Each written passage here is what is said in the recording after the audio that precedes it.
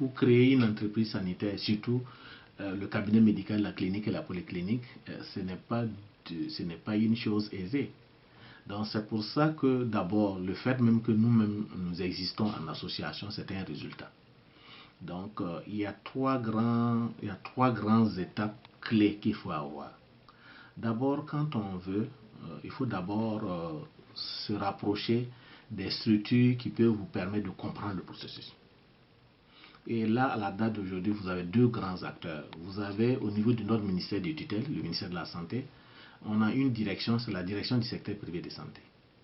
Mais vous avez aussi l'association, voilà, l'association des promoteurs des cabinets médicaux, des cliniques, des polycliniques.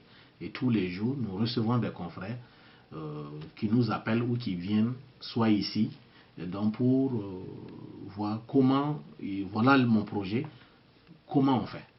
Voilà, donc nous apportons notre contribution et nous l'orientons aussi vers le ministère de la Santé. Ou vice versa, à partir du ministère de la Santé, il y en a qui s'y adressent et on les oriente à notre niveau. Donc les deux structures se complètent pour pouvoir rappeler aux confrères, aux médecins désireux de s'installer au privé en ouvrant les structures qui nous concernent, les cabinets médicaux, la clinique ou les polycliniques, quel est le processus. Voilà, donc ça c'est vraiment le premier pas, donc, parce que c'est très important. Donc quand on finit ce premier pas, avec ces deux contacts, on vous donne ce qu'il faut pour rassembler l'ensemble des éléments pour disposer d'un dossier complet. Parce que si le dossier n'est pas complet, même quand vous allez le déposer, il va être rejeté. Ça va vous causer des retards, etc. Donc on vous donne l'ensemble des éléments à réunir ou disposer d'un dossier extrêmement complet que vous allez maintenant déposer au ministère. Déposer parce qu'il y a un parcours que le dossier doit suivre. Donc pour pouvoir arriver à obtenir l'autorisation, ce qu'on appelle la licence. Donc, et pendant longtemps, le circuit était très long. Donc vous prenez 6 mois, vous prenez 1 an. Donc nous avions travaillé avec l'appui des partenaires techniques et financiers, avec le gouvernement, travailler à réduire ce parcours, ces différentes étapes, ces contraintes, et même supprimer beaucoup de contraintes. Voilà. Donc ça rentre dans ce qu'on appelle communément doing business, ça veut dire tout ce qui est comme environnement favorable à créer, à simplifier, à raccourcir. Donc l'association tirant leçon de ce que nous avions, les dévanciers ont déjà vécu. Avant c'était plus grave. Nous qui sommes arrivés, on a souffert. Ceux qui viennent de plus en plus, notre organisation, c'est faire en sorte qu'il y ait moins de contraintes pour les médecins qui souhaitent s'installer au privé, en tout cas à créer la clinique, le cabinet médical de la clinique ou la polyclinique. Donc on partage un peu toutes ces contraintes-là. Donc pour que quand il faut d'abord un dossier complet, et quand vous avez le dossier complet, il faut le déposer. Le déposer au ministère, mais quand on le dépose, il faut le suivre, pas à pas.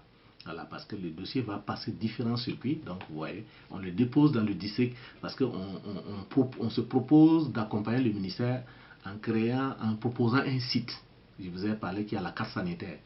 Voilà, donc, et le ministère doit voir qu'effectivement, cet endroit-là, nous n'avons pas d'infrastructure, c'est ça, et que en vous installant, vous allez nous aider à combler ce manque-là, etc.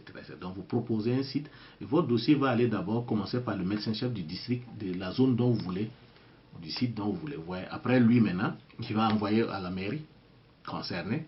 Voilà, donc à partir de là-bas, donc ils vont faire. Nous sommes une profession qui avec un serment, et ce que l'on souhaite que tous les jours l'ordre se bat, c'est d'avoir des médecins qui ont toute la moralité, toute la dignité, tout pour assumer cette mission sociale importante que la société nous a contribué, nous a donné cette mission-là, de contribuer à sauver des vies et à améliorer la santé des populations. Donc il y aura une enquête de moralité qui est diligentée.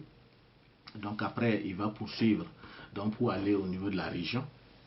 Voilà, donc il y a le gouvernorat, il y a la direction régionale de la santé, et après, bon, le dossier arrive maintenant au niveau du cabinet du ministère, et le ministre maintenant, il y a une commission d'analyse donc qui se réunit tous les mois, donc, et qui statue et vous donne maintenant votre réponse Voilà, donc, et à ce niveau, nous avons deux grands pas. Le premier pas, c'est d'obtenir d'abord la création. Donc, on va vous délivrer un arrêté de création. Voilà, donc il y a des délais. Si vous n'y arrivez, c'est 1 an. Si vous n'y arrivez pas, vous redemandez au ministère une prolongation parce que je n'ai pas pu rassembler l'ensemble des moyens pour pouvoir y aller. Donc, après l'arrêté de création, quand on est prêt, on passe à la deuxième étape, c'est la demande de l'ouverture et de l'exploitation. Donc, ça sera sanctionné par un arrêté. Au préalable, avant, c'était un seul arrêté qui encadrait bien sûr ça. Donc, c'était un seul arrêté de création, d'ouverture et d'exploitation.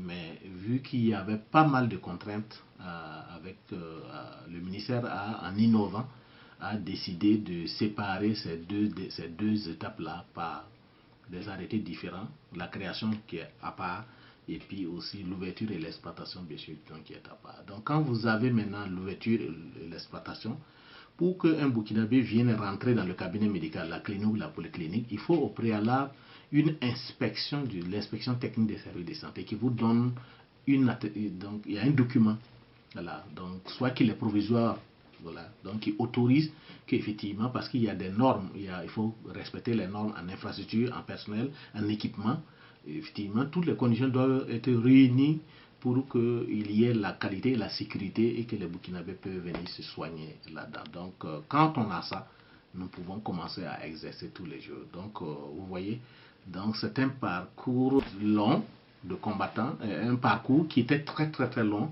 mais chaque fois nous travaillons. Là, nous sommes actuellement en train de relire tous les textes et encore nous avons plaidé, nous avons pesé de notre poids avec les autres acteurs du secteur privé pour réduire encore certaines étapes et puis demander qu'il y ait des mesures d'accompagnement pour faciliter l'installation des confrères qui souhaiteraient ouvrir des cabinets médicaux, des cliniques et des polycliniques.